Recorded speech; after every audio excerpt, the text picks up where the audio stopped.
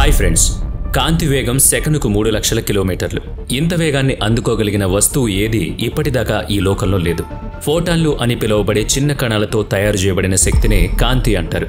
మానవ నిర్మిత వస్తువుల్లో అత్యంత వేగంగా ప్రయాణించే పార్కర్ సోలార్ ప్రోబ్ వేగం సెకనుకు 191 కిలోమీటర్లు, అంటే గంటకు 6,90,000 కిలోమీటర్లు. అంటే light is the fastest thing in the universe అని మీకు అర్థమైంది కదా. అలాంటి కాంతి సూర్యుడి నుంచి భూమిని చేరడానికి పట్టే సమయం 8 నిమిషాలు. అదే కాంతి భూమి నుంచి చంద్రుణ్ణి చేరడానికి పట్టే సమయం 1.3 సెకండ్స్. ఒకసారి విశ్వంలోకి వెళ్ళి మళ్ళీ వద్దాం. ఈ విశ్వంలో ఎన్నో బిలియన్ల నక్షత్ర మండలాలున్నాయి. అవే గెలాక్సీలు. ఒక్కో గెలాక్సీలో ట్రిలియన్ల కొద్ది నక్షత్రాలున్నాయి. అలాగని అవేం పక్కపక్కనే ఏం లేవు. ఒక్కో నక్షత్రం తన సమీప నక్షత్రం నుంచి కొన్ని కాంతి సంవత్సరాల దూరంలో ఉంది. కాబట్టి ఈ అనంత విశ్వం ఫలానా ఆకారంలో ఉందనో, అలా ఉందనో, ఇలా ఉందనో చెప్పడానికి అస్సలు కుదరదు. నియమిత ఆకారం అంటూ ఏం లేదు. ఇది మొదలు, ఇది చివర అని చెప్పడానికి కూడా వీల్లేదు. ఒకవేళ విశ్వం అంచుల వరకు ప్రయాణించినా కూడా మనకేం తెలియదు. కాకుంటే ఈ బ్రహ్మాండం ఒక్కటే కాదని, ఎన్నో బ్రహ్మాండాలు ఉన్నాయని, వాటిని సమాంతర విశ్వాలు లేదా బహుళ విశ్వాలు అని పిలవడమే తప్ప వాటి ధర్మాలు వేటికవే ప్రత్యేకమని శాస్త్రవేత్తలు చెప్తున్నారు. అంటే విజువల్ యూనివర్స్ మాత్రమే కాక మల్టీవర్స్ ఉన్నాయని శాస్త్రవేత్తలు చెప్తున్నారు. ఇప్పుడు మనం మన భూమి ఉన్న అనంత విశ్వం కాకుండా మరిన్ని విశ్వాలతో కూడిన మహావిశ్వం ఉందని అర్థం చేసుకోవాలి. సౌర కుటుంబాన్ని దాటి వెళ్లడమే పెద్ద కార్యం అనుకుంటే, ఇలాంటి ఎన్నో సౌర కుటుంబాలున్న మన పాలపుంతని, అలాంటి బిలియన్ల పాలపుంతలున్న విశ్వాన్ని దాటుకుని వెళ్లడం అనేది నిజంగా గంభీరంగా ఉంది కదా. మరలా ఇక్కడ ఒక విరామం తీసుకుందాం. కాంతి వేగంతో వెళ్లగలిగితే ఈ బ్రహ్మాండాన్ని ఈ మూల నుంచి ఆ మూల వరకు ఈదుకుంటూ వెళ్లగలమేమో, ఎగురుకుంటూ పోగలమేమో అని ఒక ఆలోచన ఉంది. అలాగే ఈ బ్రహ్మాండంలోని ఏ ఒక్క శక్తి లేదా పదార్థం కాంతి వేగాన్ని దాటడం గాని, ఆ వేగాన్ని అందుకోగలగడం గాని చేయలేవు. కోట్ల నక్షత్రాలు, కృష్ణబిలాలు ఈ కాంతి వేగానికి లోబడే ఉండాలి. అలాగే ఉన్నాయి కూడా. సమయం కూడా కాంతి ధర్మాన్ని మీరి వెళ్లడం కుదరదు. ఒకవేళ ఎవరైనా 100% కాంతి వేగంతో సమానంగా ప్రయాణించగలిగితే, ఆ ప్రయాణం కొనసాగినంతకాలం వారి వయసులో పెద్దగా ఏ మార్పు ఉండదు. మన దృగ్గోచర విశ్వం 93 బిలియన్ కాంతి సంవత్సరాల పరిధిలో విస్తరించి ఉందని శాస్త్రవేత్తలు లెక్కలు వేశారు. కాంతి వేగంతో సమానంగా ఇంత దూరాన్ని ప్రయాణించిన వారి వయస్సు స్థిరంగా ఉంటుంది. అంటే కాంతి వేగంతో ప్రయాణిస్తే అంతా సంభావితగానే ఉంటుంది. అయితే ఆ వేగాన్ని అందుకోవడం అసంభవం. మనిషి కంటే బిలియన్ రెట్లు చిన్నవైన ఎలక్ట్రాన్ కణాల తరంగ వేగాన్ని అందుకోవడం కూడా మనిషికి సాధ్యం కాదు. నిజంగానే మానవ నాగరికత వృద్ధి చెందే, సాంకేతికత అభివృద్ధి చెందిన కాంతి వేగంలో 90%, పోనీ 99% వేగంతో ప్రయాణించగలమేమో గాని 100% వేగాన్ని సమం చేయడం అసాధ్యమని శాస్త్రవేత్తలు దృఢంగా చెప్తున్నారు. ఐన్స్టీన్ ప్రతిపాదించిన సాపేక్ష సిద్ధాంతం ప్రకారం కాంతి వేగాన్ని 80% దాకా అందుకున్న నాడు కాలం స్తంభించినట్టు అనిపిస్తుందని చెప్పారు. మరిక కాంతి వేగాన్ని 99% దాకా అందుకుంటే ఏంటి పరిస్థితి అంటే, కాలం పూర్తిగా స్తంభించినట్టే అనిపిస్తుందట. అలా మరికొంత వేగాన్ని అందుకుంటే సమయం మరింతగా నిలిచిపోయినట్టే అనిపిస్తుందట. 100%కి చేరువయ్యే కొద్దీ ఈ స్థితి మరింతగా ఎక్కువవుతూ ఉంటుంది. ఈ స్థితిని టైం డైలేషన్, సమయ విస్తరణ అంటాం. ఇదంతా సిద్ధాంతమని అనుకోరాదు, ఆదిలో అలాగే ఉంటుంది. ఇది మన నాగరిక ప్రథమ అంకం. రెండవ అంకానికి చేరితే, కాంతి వేగంలో 20% నుంచి 50%కి చేరితే కూడా సమయ విస్తరణని అర్థం చేసుకోలేమని భౌతిక శాస్త్రజ్ఞులు ప్రకటించారు. కాంతి వేగంలో 50% వేగంతో ప్రయాణిస్తూ మన సౌర కుటుంబానికి ఆవల 40 కాంతి సంవత్సరాల దూరంలో ఉన్న ఏదేని ఆవాసయోగ్యమైన గ్రహానికి ప్రయాణం కడితే మీకు 80 సంవత్సరాలకు బదులు 69 సంవత్సరాల సమయం సరిపోతుంది. అంటే 11 ఏళ్ల సమయం కలిసొస్తుంది. ఒకవేళ కాంతి వేగంలో 80% వేగంతో ప్రయాణిస్తే గనుక 40 కాంతి సంవత్సరాల దూరాన్ని 30 ఏళ్లలో చేరుకుంటారు. 50 ఏళ్ల కాలం పట్టే చోట 20 ఏళ్ల కాలం కలిసొచ్చి 30 ఏళ్లలోనే అక్కడకు చేరుకుంటారు. కారణం టైల్ డైలేషన్, సమయ విస్తరణ. అదే భూమి మీద ఉండి చూస్తున్న వ్యక్తికి మాత్రం మీ ప్రయాణం మొత్తం 50 ఏళ్ల పాటు జరిగినట్టు కనిపిస్తుంది. సమయ విస్తరణ భూమి మీద ఉన్న వ్యక్తిని ప్రభావితం చేయదు. మరో వాస్తవం ఏంటంటే, మీ గమ్యస్థానం వద్ద, అంటే సౌర కుటుంబానికి ఆవల 40 కాంతి సంవత్సరాల దూరంలో ఉన్న ఎక్సో ప్లానెట్ మీద మీకోసం ఒక మనిషి ఎదురు చూస్తూ ఉంటే గనుక, ఆ వ్యక్తి మీ రాక కోసం 50 సంవత్సరాలు ఎదురు చూస్తూ ఉంటాడు. స్పేస్ షిప్లో ప్రయాణిస్తూ వెళుతున్న మీ వయసు 30 ఏళ్లు మాత్రమే పెరుగుతుంది. మిగతా ప్రదేశాల్లో ఉన్న వారందరూ 50 ఏళ్ల కాలాన్ని అనుభవిస్తారు. టైం డైలేషన్ ప్రభావమే ఇదంతా. ఒకవేళ మీరు నెక్స్ట్ జనరేషన్ నాగరికతకు చెందినవారయ్యుండి కాంతి వేగంలో 90% వేగంతో ప్రయాణిస్తూ ఉంటే గనుక ఆ 40 కాంతి సంవత్సరాల దూరాన్ని చేరుకోవడానికి మీకు 19 సంవత్సరాల 4 నెలల సమయం పడుతుంది. అంటే మీరు మీ వయసుకి మరో 19 ఏళ్లు పైన వేసుకుంటారు అక్కడకు చేరేసరికి. అయితే భూమి మీద ఉన్న వారికి అక్కడ మిమ్మల్ని స్వాగతించడానికి ఉన్న ఆ గ్రహాంతరవాసులకు 45 ఏళ్ల కాలం గడుస్తుంది. 50% కాంతి వేగంతో వెళ్లినప్పుడేమో 69 ఏళ్ల సమయం కావాల్సొచ్చింది. 80% కాంతి వేగంతో వెళ్లినప్పుడేమో సమయం మరింతగా మందగించి 30 ఏళ్లు మాత్రమే సరిపోయింది. అదే 90% కాంతి వేగంతో వెళ్లేటప్పుడేమో 19 ఏళ్ల కాలమే పట్టింది. ఇక 99% కాంతి వేగంతో వెళ్లగలిగితే అప్పుడు సమయం మరింత తగ్గిపోతుంది. ఎంతగా అంటే కేవలం 5.6 సంవత్సరాల కాలం. అంటే 2023లో మీరు భూమి నుంచి ప్రయాణం కడితే అక్కడకు చేరుకోవడానికి 40 ఏళ్ల కాలం పడుతుంది కదా. అయితే టైం డైలేషన్ కారణంగా మీరు 5 సంవత్సరాల 6 నెలల కాలంలోనే అక్కడకు చేరుకుంటారు. ఎప్పుడంటే 99% కాంతి వేగంతో ప్రయాణించినప్పుడు. అంటే మీరు ఇప్పుడు 25 ఏళ్ల వయసులో ఉంటే గనుక ఈ వేగంతో ప్రయాణించినప్పుడు అక్కడకు చేరేసరికి మీ వయసు 30 లేదా 31 ఏళ్లు అవుతుంది. అయితే భూమి మీద ఉన్న మీ స్నేహితుడు 25 ఏళ్లవాడు 65 ఏళ్లు వాడవుతాడు. ఒకవేళ మీరు 99.99% కాంతి వేగంతో ప్రయాణిస్తే కనుక మీ వయస్సు 7 నెలలు మాత్రమే పెరుగుతుంది టైం డైలేషన్ కారణంగా. ఈ స్థితిలో కాంతి వేగం మీరు ఊహించలేని విధంగా ఉంటుంది. ఇదే వేగంతో బ్రహ్మాండాన్ని దాటాలనుకుంటే అది కూడా 1,00,000 సంవత్సరాల కాలం ప్రయాణిస్తే కనుక ఏమవుతుంది అన్నట్టు ఈ 1,00,000 సంవత్సరాల కాలం మీరు అదే స్పేస్ షిప్లో ప్రయాణిస్తూ ఉంటారు. ఈ 1,00,000 సంవత్సరాల్లో బ్రహ్మాండంలోని ఏ ప్రాంతాలకు ప్రయాణిస్తూ ముందుకు వెళ్లగలరో తెలుసుకోవాలని ఉందా? ఈ అద్భుత యాత్ర ఎలా ఉంటుందోనని హైరాణ పడుతున్నారా? కాదు, ఉద్వేగానికి లోనవుతున్నామంటారా? పదండి మరి చుక్కలు దాటి దిక్కులు దాటి అనంత విశ్వయాత్రకు వెళ్ళొద్దాం. ఈ 2023లో మీ అంతరిక్ష వాహనంలో మీ నివాసమైన భూలోకం నుంచి మీరు ప్రయాణం మొదలు పెట్టాలి. కాంతి వేగంతో అన్నది గుర్తుపెట్టుకోండి. ఇది సుదీర్ఘంగా కొనసాగే యాత్ర. మరి మనకు సమీపంలో ఎక్కడైనా జీవనం ఉందనుకుంటే ముందుగా అటుగా వెళదాం. భూమికి 101 కాంతి సంవత్సరాల దూరంలో ఉందో TOI 700D అనే ఎక్సో ప్లానెట్. ఎక్సో ప్లానెట్ అంటే గుర్తుంది కదా, మన సౌర కుటుంబానికి అవతల ఉన్న మరో గ్రహం. అది మానవ నివాసానికి యోగ్యంగా ఉండొచ్చనేది ఒక అంచనా. ఈ గ్రహం మీద నీరు ఉండొచ్చని ఊహిస్తున్నారు. పైగా ఆకాశంలో భూమి మాదిరిగానే ఉంది. గురుత్వాకర్షణ శక్తి కూడా భూమికున్నట్టే ఉందని భావిస్తున్నారు. అంటే భూమి వంటి సానుకూల వాతావరణమే ఉండొచ్చు. మీరు 2023లో బయలుదేరి కాంతి వేగంతో ప్రయాణించి అక్కడకు చేరేసరికి భూమి మీద 2124వ సంవత్సరం నడుస్తూ ఉంటుంది. నాసా, ఇస్రో వంటి ప్రపంచవ్యాప్త అంతరిక్ష పరిశోధనా సంస్థలు మిమ్మల్ని 101 సంవత్సరాల పాటు గమనిస్తూ మీ ఉనికిని వెంబడిస్తూ ఉండాలి. మీ ఆచూకీ కనుక్కుంటూ ఉంటాయి. అయితే 101 సంవత్సరాల పాటు మిమ్మల్ని గమనిస్తూ ఉన్నప్పటికీ మీ వయస్సు మాత్రం ఏడాది మీద 5 నెలలు మాత్రమే పెరుగుతుంది.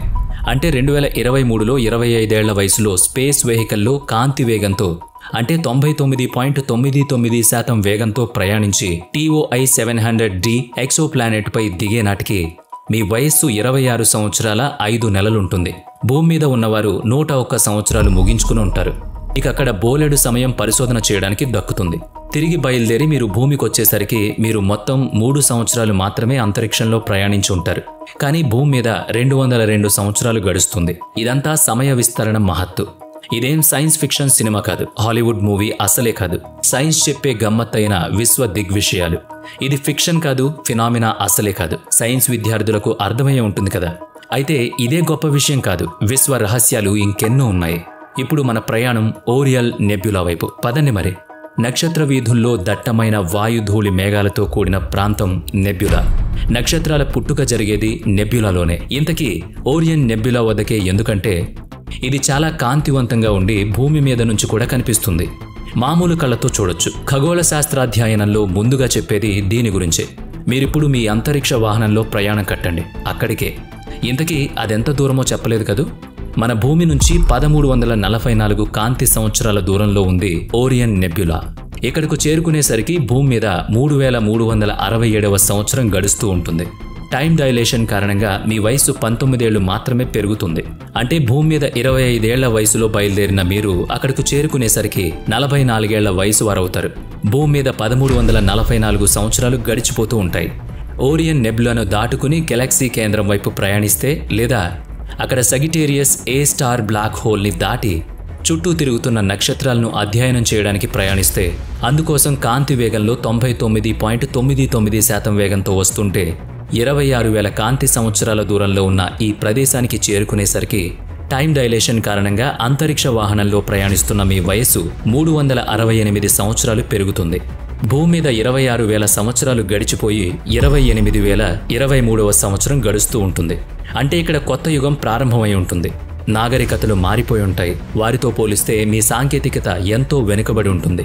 అంతే కదా మరి. 26,000 సంవత్సరాల్లో భూమి మీద ఎంతో పెనుమార్పులు, అభివృద్ధికి నోచుకున్న సాంకేతికత, నాగరికతలు, స్పేస్ షిప్లలో 2023వ సంవత్సరం నాటి సాంకేతికతతో 368 సంవత్సరాల పాటు అదే పనిగా ప్రయాణిస్తున్న అభివృద్ధికి నోచుకున్న సాంకేతికత, నాగరికతలు, స్పేస్ షిప్లో 2023వ సంవత్సరం నాటి సాంకేతికతతో 368 సంవత్సరాల పాటు అదే పనిగా ప్రయాణిస్తున్న మీ వయస్సు 25 + 368 = 393 ఏళ్లు అయింది తప్ప ఏం అభివృద్ధి జరగలేదు కదా.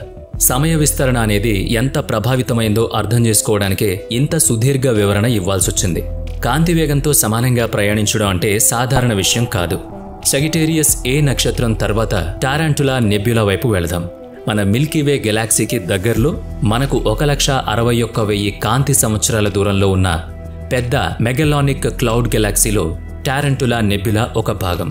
అది అత్యంత వేడిగా ఉండే, అత్యంత భారీ ప్రకాశవంతమైన నక్షత్రాలు ఏర్పడడానికి నిలయంగా ఉన్న ప్రాంతం. టారాంటులా నెబ్యులా ఈ విశ్వంలో మనకు తెలిసిన అతిపెద్ద నక్షత్ర జనన ప్రదేశం. మన శాస్త్రవేత్తలు ఈ నెబ్యులాలో సూపర్ నోవా పేలుళ్లను రికార్డ్ చేశారు. కొత్త నక్షత్రాలు పుట్టడం, పురాతన నక్షత్రాలు సూపర్ నోవా పేలుళ్లలో మరణించడం జరుగుతుంది.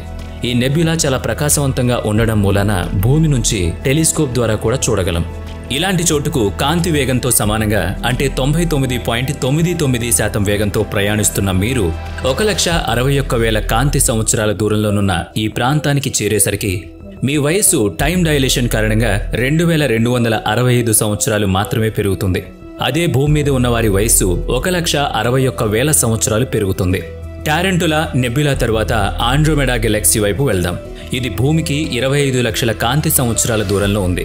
4 బిలియన్ సంవత్సరాల తరువాత ఇది మన మిల్కీవే గెలాక్సీని ఢీకొని ఒక విశాలమైన గెలాక్సీగా మారుతుందని శాస్త్రవేత్తలు చెప్తున్నారు. ఇంతకీ మీరు మాత్రం టైం డైలేషన్ కారణంగా అక్కడకు చేరుకోవడానికి 35,358 సంవత్సరాల కాలమే పడుతుంది.